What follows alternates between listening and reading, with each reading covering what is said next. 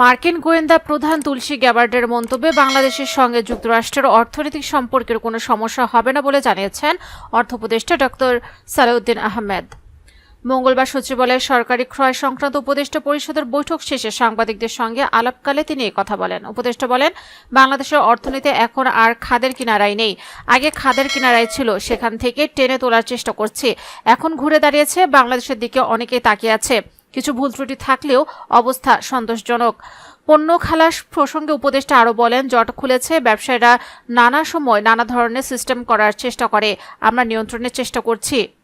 2026 সালে এলডিসি উত্তরণের চেষ্টা চলছে জানিয়ে তিনি আরও বলেন, মার্কিন গোয়েন্দা প্রধান তুলসী গ্যাবার্ডের মন্তব্যে বাংলাদেশের সঙ্গে যুক্তরাষ্ট্রের অর্থনৈতিক ও দ্বিপাক্ষিক সম্পর্কের কোনো সমস্যা হবে না।